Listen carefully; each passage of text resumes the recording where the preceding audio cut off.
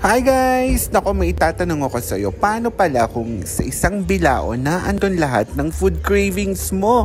Anong gagawin mo? Kain tayo! Eto na nga guys. Meron kasi akong recommendation sa inyo na siguradong hindi ako mapapahiya. Location-wise, nasa Jufair Al Najma lang siya.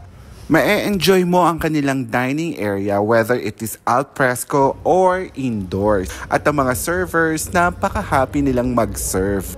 At eto na nga ang kanilang pinagmamalaking mukbang set na pwede mong i-customize. Pwede kang mamili sa kung anong gusto mong ilagay dyan sa set. Ang presyo ay nag-start sa 15 BD.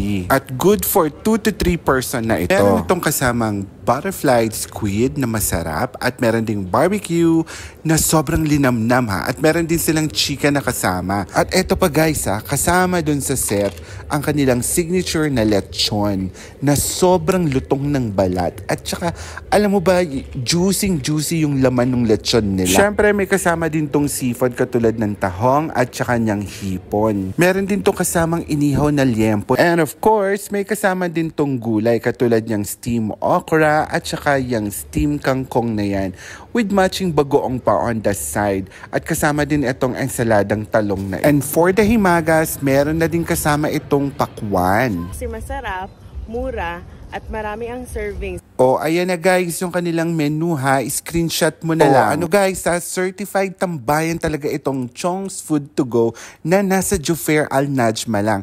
At kung gusto mo magpa-deliver, pwede rin naman i-check mo na sila sa Talabat. Ang kanilang Ramadan timing ay open na ng 2 o'clock para sa Talabat at pick-up orders. At 6 p.m. naman, open na ang kanilang dine-in. Yun lang and thank you for watching!